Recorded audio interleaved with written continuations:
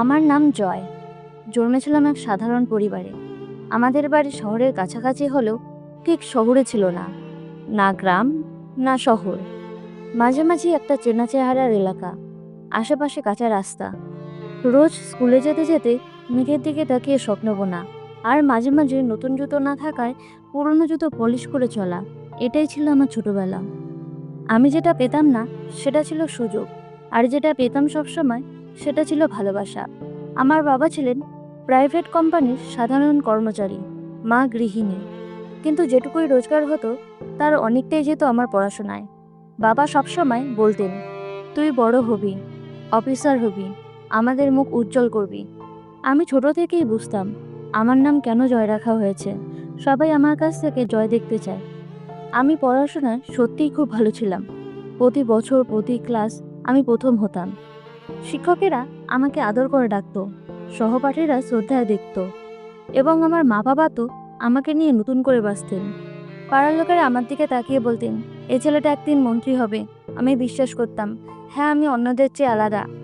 আমার result card ছিল আমার কাছে ট্রফি, আর আমার খাতায় লেখা নম্বরগুলো ছিল আমার গর্ব। আমি তখন বুঝিনি এই নম্বরের গর্ব একদিন আমার বুকে কাটার মতো বিঁধবে। আমার স্কুল জীবন ছিল গর্বের, কিন্তু ভবিষ্যৎ তখন আমাকে তার কঠিন মুখ দেখায়নি। আমার মা মাঝে মাঝে বলতেন, খাতায় পড়া পড়ছিস ঠিক আছে, কিন্তু একটু রান্না শেখ, একটু বাজার করা শেখ, ভবিষ্যতে কাজে লাগবে। আমি হেসে বলতাম, মা, আমি বড় হয়ে তো অফিসার হব, এগুলো আমার লাগবে না। সেই হাসিটা আজও মনে পড়ে। মাকে বোঝাতে পারিনি, আর আসলে নিজেকেও বোঝাতে পারিনি। জীবনে পড়ার বাইরেও অনেক কিছু শিখতে হয়। ক্লাস 10, 12, কলেজ, সব জায়গায় আমি প্রথম। গর্বের এক পাহাড় তৈরি করেছিলাম নিজের ভিতর, কিন্তু কেউ আমাকে শেখায়নি সেই পাহাড়ের নিচে বাস্তবতা নামে অগ্নিগিরি অপেক্ষা করছে। আমি ভেবেছিলাম ভালো রেজাল্ট মানেই চাকরি, বড় অফিস, আর জীবন সুন্দর। আজ আমি নিজেকে বলছি, ওটা ছিল আমার সবচেয়ে বড় ভুল। কলেজে পা দেওয়ার পর আমি যেন আকাশে উড়ে বেড়াতাম। নতুন পরিচয়, বড় ভবিষ্যৎ, একটা নিজের কেরিয়ার, সবকিছুর স্বপ্ন আঁকছিলাম খাতার পাতায়। প্রতিটা পরীক্ষায় এখনো আমি প্রথম। বইয়ের পাতায় আমার নাম মেধাবী ছাত্র হিসেবে বারবার জলজল করছিল, কিন্তু জানো, সেই নামটা বইয়ের কেউ পড়ছিল না, পড়ছিলাম কেবল আমি। বাকি পৃথিবী তখন অন্য ভাষায় কথা বলছিল, যে ভাষা আমি শেখা তো দূরের কথা, তার অস্তিত্বও জানতাম না। কলেজ শেষ হলো, আমি আমার সার্টিফিকেট হাতে পেয়ে নিজের বুক ফুলে উঠতে দেখছিলাম। বাবা বললেন, এবার সরকারি চাকরির জন্য চেষ্টা কর। মা বললেন, ব্যাংকে চাকরি করবি না কিরে? বন্ধুরা বলল, তুই তো সব থেকে মেধাবী, তোর তো চিন্তা নেই। সবার মুখে তখন একরকম আশা, আর আমার চোখে শুধু আত্মবিশ্বাস। আমি চাকরির জন্য তখন আবেদন করতে লাগলাম। সরকারি, বেসরকারি, ছোট বড় সবখানে রেজুমে পাঠালাম। প্রথমবার কেউ ডাকলো না। ভাবলাম চলে যাবে পরের বার। দ্বিতীয়বারও আবার না। তারপর তৃতীয়, চতুর্থ, পঞ্চম, একটা ডাকও এলো না। যেখানে আমি প্রথম হতাম সেখানে এবার আমার নাম কেউ উচ্চারণও করছিল না। একদিন একটা ইন্টারভিউতে ডাক পেলাম। মন ভরে গেল। চোখে মুখে আলোর ঝিলিক নিয়ে গেলাম। ভেবেছিলাম এই বুঝি শুরু, কিন্তু সেখানে গিয়ে শুনি, তোমার নম্বর তো ভালো, ঠিক আছে, কিন্তু কোনো স্কিল আছে, কোনো অভিজ্ঞতা? আমি থমকে গেলাম। স্কিল? অভিজ্ঞতা? আমি তো ছাত্র, আমি তো পড়াশোনা করেছি। তারা হেসে বললেন, এখানে শুধু পড়াশোনা নয়, আমরা চাই বাস্তব কিছু জানো, তুমি কি না। সেদিন আমি বুঝলাম, নম্বরের দাম কাগজে আছে, বাস্তবে নয়। আমার মতো অনেক ভালো ছাত্র আসলে যে জীবন নামে প্রশ্নপত্রে ফেল করেছে, সেটা বুঝতে আমার সময় লাগেনি। আমি একা হয়ে পড়েছিলাম। বন্ধুরা কেউ কেউ কাজ পেয়েছে, কেউ খুঁটির জোরে, কেউ ভালো ইংরেজি জানে বলে, আর আমি তখনও কেবল আমার সার্টিফিকেট আঁকড়ে ধরে বসে। আমি হতাশ হয়ে পড়লাম। রাতে ঘুমোতে পারতাম না। প্রশ্ন করতাম নিজেকে, এভাবে যদি চলে তাহলে আমি জীবনটা কি করলাম। আমি বই পড়ে বড় হতে চেয়েছিলাম, কিন্তু এখন মনে হচ্ছে বই খাতা আমাকে বড় করেনি, বরং আটকে রেখেছে চেনা গণ্ডির ভেতর। ধীরে ধীরে মন খারাপটা ভিতর থেকে গিলে খেতে লাগলো। প্রচণ্ড চাপ, একাকিত্ব আর হীনমন্যতা আমার বুকের ভেতরে আগুন ধরিয়ে দিল। তবু কারোর সামনে প্রকাশ করিনি। কিন্তু একদিন আমি হাল ছেড়ে দিলাম। চাকরি খোঁজা বন্ধ করে দিলাম। সারাদিন বিছানায় পড়ে থাকতাম, খেতাম না ঠিক মতো, কারো ফোনও ধরতাম না। জীবনটাকে মনে হতো অন্ধকার একটা টানেল, যেটার শেষে আলো নেই। বাবার চোখে হতাশা, মার চোখে বোকা কান্না। কেউ কিছু বলতো না, তবু যেন চারদিক থেকে কানে ভেসে আসতো, জয়, তুই তো ভালো ছাত্র ছিলি, আজ তোর এমন কেন? জীবনে সেই ছিল আমার প্রথম বড় হার। সেই জয় যে সবসময় নম্বরে জিতত, আজ হারছিল বাস্তবতায়, নিঃশব্দে, ধীরে ধীরে। সেদিন আমি কোনো গন্তব্য ছাড়াই শহরের রাস্তায় হাঁটছিলাম। পকেটে টাকা নেই, মনে আশা নেই, চোখে কোনো স্বপ্ন নেই। জীবনের ওপর আর বিশ্বাস রাখতে পারছিলাম না। আলোর সন্ধানে অন্ধকারকে আঁকড়ে ধরে রাখার মতো অবস্থায় ছিলাম। চারপাশে লোকজন ছুটছে, কেউ চাকরিতে যাচ্ছে, কেউ ব্যস্ত ফোনে কথা বলছে, কেউ হর্ন দিচ্ছে। আর আমি হাঁটছি, একা, নিস্তব্ধে। হঠাৎ এক জায়গায় থেমে গেলাম।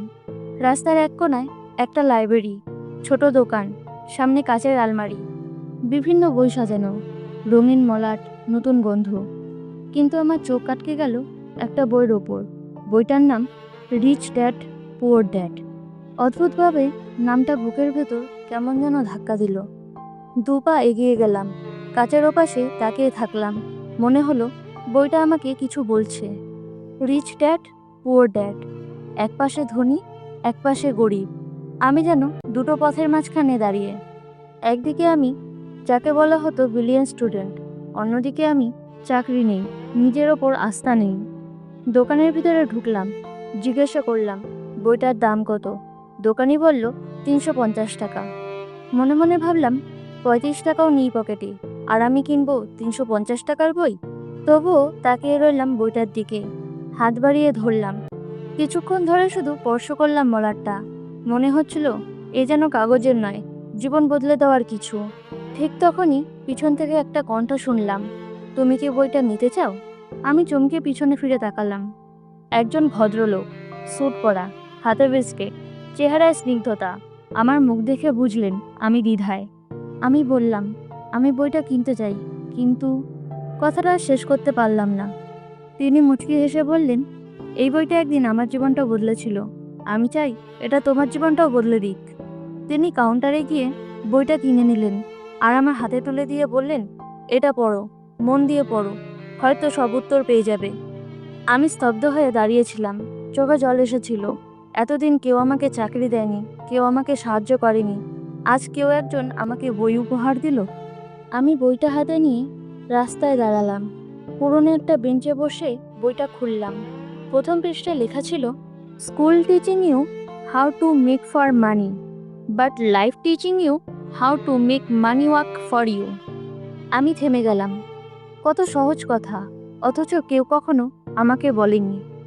আমরা পড়ি, মুখস্থ করি, নম্বর পাই, কিন্তু আমরা কেউ ভাবি না পড়ার আসল উদ্দেশ্য কী।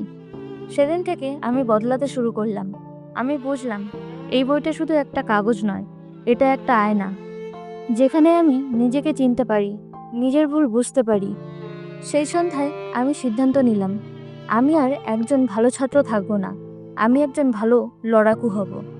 সেদিন সন্ধ্যায় আমি যখন রিচ ড্যাড পুয়ার ড্যাড বইটা নিয়ে বাড়ি ফিরলাম, তখন মনে হচ্ছিল এটা কেবল একটা বই নয়, যেন আমার হাতে কারো কাছ থেকে একটা দ্বিতীয় জীবন তুলে দেওয়া হয়েছে। আমি ঘরে ঢুকেই দরজা বন্ধ করলাম, চুপচাপ বিছানায় বসে পড়তে শুরু করলাম, যেন অন্য কোনো জয় আমার চোখ দিয়ে লেখাগুলো পড়ছিল। বইটা প্রথমে আমাকে একটা প্রশ্নের মুখোমুখি দাঁড় করালো, তুমি কি সারা জীবন চাকরিই খুঁজবে, নাকি এমন কিছু করবে যাতে জীবন তোমাকে খুঁজে নেবে? এই প্রশ্নটা মাথার গভীরে গড়িয়ে পড়তে লাগলো বারবার।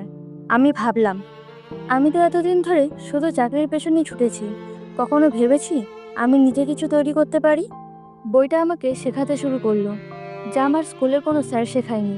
আর্থিক স্বাধীনতা মানে কি, অ্যাক্টিভ ইনকাম বনাম প্যাসিভ ইনকাম, নিজেকে একটি ব্যাংক হিসেবে তৈরি করা কিভাবে সম্ভব, চাকরি করা আর ব্যবসা করা এই দুটোর মধ্যে মূল পার্থক্য। আর এই লাইন তো আমার মন কেড়ে নিয়েছে, don't work for money, let money work for you. আমি যেন নিজের ঘরে বসেই এক অদৃশ্য ক্লাসে ভর্তি হয়েছি, যেখানে আমার শিক্ষক রবার্ট কিওসাকি আর ছাত্র আমি, হতাশ, ভাঙা, অথচ আগ্রহী। প্রথমবার বুঝলাম আমরা স্কুলে শুধু পড়েছি কিভাবে চাকরি পাবো, কিন্তু কেউ শেখায় না কিভাবে একটা স্বপ্ন বানাতে হয় আর সেটার উপর দাঁড়িয়ে জীবন গড়তে হয়। পরের দিন ঘুম ভাঙলো একটা নতুন জয়ের ভেতর। আমি এবার আর বিছানায় পড়ে থাকলাম না।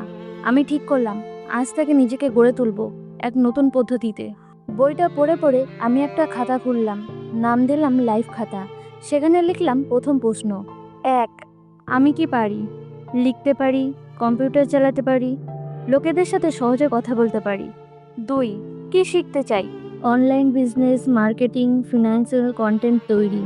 3, শুরু কিভাবে করব? ফ্রি কোর্স খুঁজে বের করব, প্রতিদিন 3 ঘন্টা পড়াশোনা করব, ছোট একটা প্রোডাক্ট নিয়ে মার্কেটিং শিখব। এই খাতাটা আমার জীবনের প্রথম বিজনেস প্ল্যান ছিল। আমি আর কারো দয়া চাইছিলাম না, আমি চাইছিলাম শেখার সুযোগ, আর সেটা আমি নিজেই তৈরি করেছিলাম। তবে শুধু সিদ্ধান্ত নিলেই জীবন বদলে যায় না, তার জন্য দরকার কিছু অভ্যাসের লড়াই। আগে যেমন সারাদিন বিছানায় পড়ে থাকতাম, সেখানে এখন প্রতিদিন ভোরবেলায় ঘুম থেকে উঠতাম শুধু নিজের জন্যে। ইন্টারনেট ঘাঁটতাম, কোন কোর্স ফ্রি, কোথায় কি শিখতে পারি। ইউটিউব, গুগল, ছোট ছোট ব্লগ সব আমার শিক্ষক হয়ে উঠল। আমার মনে হচ্ছিল যে জয় একদিন কাঁদতো চাকরি পাচ্ছি না বলে, সে এখন নিজেই নিজের মাস্টারপিস বানাতে ব্যস্ত। আমার আগের পড়াশোনা আমাকে সার্টিফিকেট দিয়েছে, আর এখনকার পড়া আমাকে দিচ্ছে দৃষ্টি। আমি ধীরে ধীরে এক নতুন ভবিষ্যতের দিকে এগিয়ে যাচ্ছিলাম। তবে এগোনোর পথে কি কাটা নেই? রিচ ড্যাড পুয়ার ড্যাড পড়ে জীবনকে আমি একদম নতুন চোখে দেখতে শুরু করেছিলাম।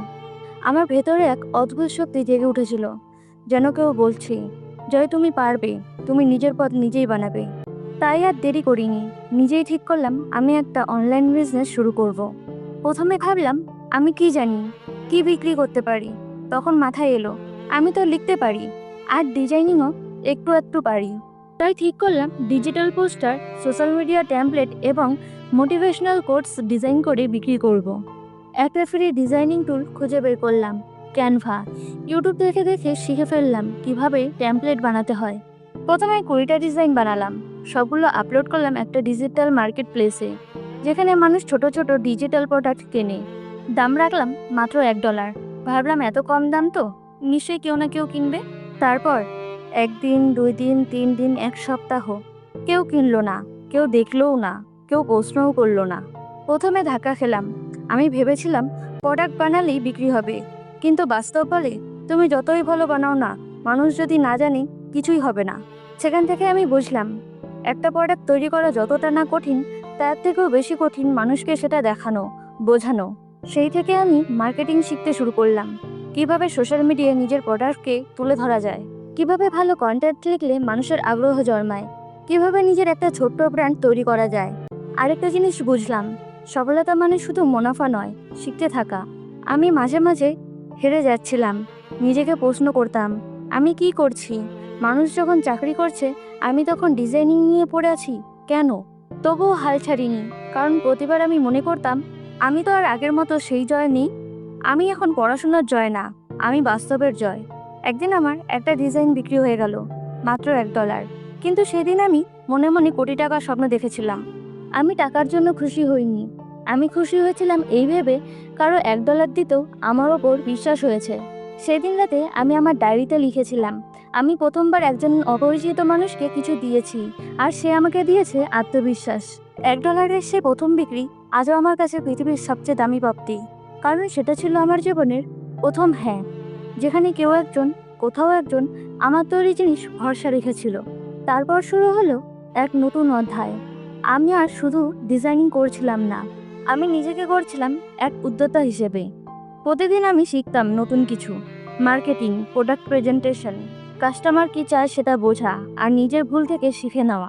যেখানে প্রথমে দিনে একবার সেল হতো, সেখানে একদিন দেখলাম একসাথে 5 জন মানুষ আমার প্রোডাক্ট কিনেছে।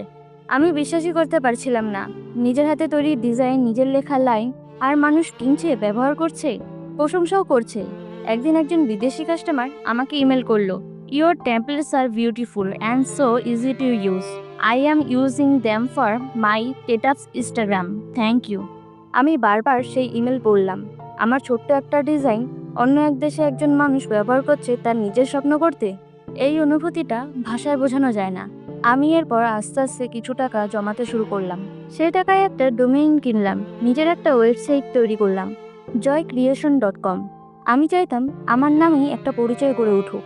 সেই ওয়েবসাইটে আমি শুধু প্রোডাক্ট বিক্রি করতাম না, আমি ব্লগ লিখতাম, কিভাবে একা থেকে শুরু করতে হয়, কিভাবে ব্যর্থতা থেকে শিখতে হয়।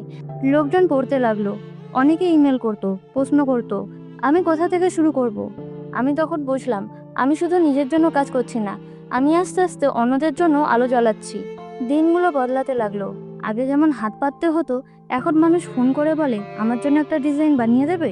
আমি যেখান থেকে শুরু করেছিলাম শূন্য, না পয়সা না অভিজ্ঞতা, আজ আমি দাঁড়িয়ে আছি সেইখানে, যেখানে আমার নিজের একটি পরিচয়, নিজের একটি চলার রাস্তা তৈরি হয়েছে। বাবা একদিন আমাকে বললেন, তুই তো বুঝিয়ে দিলি চাকরি ছাড়াও জীবন হয়। মা বললেন, তোর এই সফলতাটা যেন শুধু তোর নয়, যেন আমাদের সবার। আমি হাসলাম, কারণ আমি জানি এই গল্পের শুরুটা শুধু আমার, কিন্তু শেষটা যেন আরও অনেক জয়ের। তবে এখানেই থেমে থাকিনি। আমার মনে হলো আমি যদি একা শিখে সফল হতে পারি, তাহলে আরও হাজারো ছেলে মেয়ে পারবে, যদি কেউ তাদের পথ দেখায়। এবং সেখান থেকে শুরু হলো জয়ের পরবর্তী স্বপ্নের পথ। জীবন যখন বদলে গেল, আয় যখন কোটিতে পৌঁছলো, তখন অনেকেই জিজ্ঞাসা করেছিল, জয়, এবার আর তুই কি চাস? আমি শুধু হেসেছিলাম, কিন্তু মনে মনে ভাবছিলাম আমি যা পেয়েছি, এখন সময় অন্যদের পাওয়ার জায়গাটা তৈরি করে দেওয়া। আমি ঠিক করলাম আমি একটা স্কুল বানাবো, কিন্তু এখানে হবে এমন একটা প্রতিষ্ঠান যার দরজায় লেখা থাকবে, এখানে পড়ানো হয় না, শেখানো হয়। এখানে পড়া হয় না, প্রস্তুত হওয়া হয়। আমি শহরের বাইরে সবুজ ঘেরা এক জমি কিনে নিলাম। জায়গাটা ছিল 10 বিঘা, যেখানে আমি গড়ে তুললাম একটি আধুনিক ও মানবিক শিক্ষা প্রতিষ্ঠান। নাম রাখলাম Joy institute of life lining.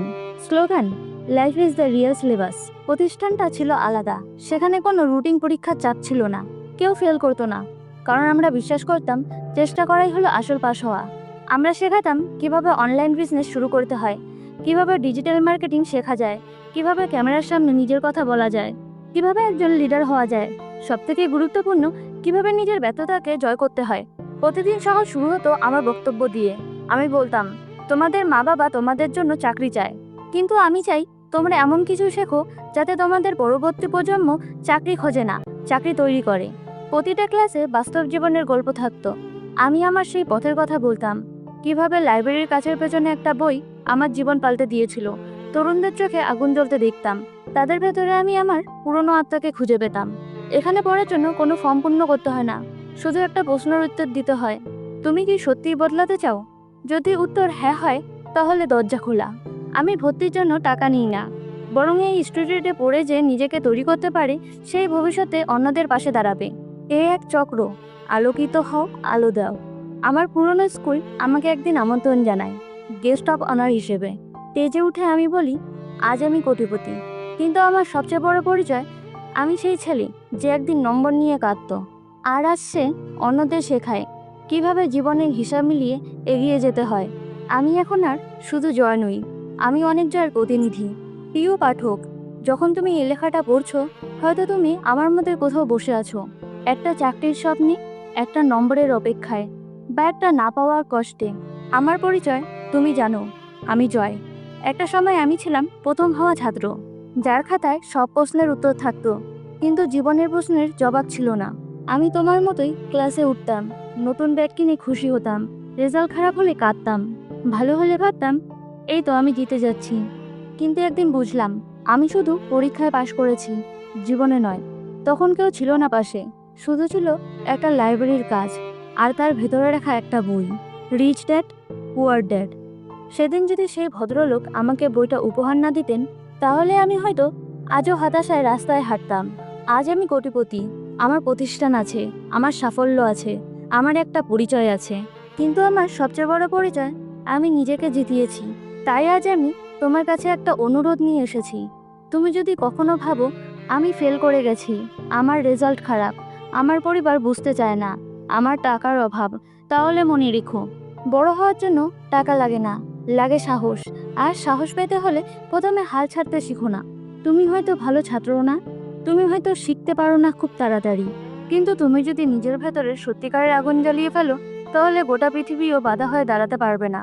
আজ তোমার খাতা ভরে আছে বইয়ের শব্দে, কিন্তু জীবন তোমাকে ডাকছে তার নিজের অক্ষরে, নিজের কঠিন ভাষায়। তুমি কি শুনছো সেই ডাক? তাহলে এই কথাটা বুঝে নাও, শুধু বই খাতায় বন্দি থাকলেই বড় হওয়া যায় না, বড় হতে হলে জীবনের বাস্তব সত্যির সঙ্গে লড়াই করতে হয়। এতদূর দেখার জন্য ধন্যবাদ। আমি নমিতা, গল্পের নাম আসল শিক্ষা।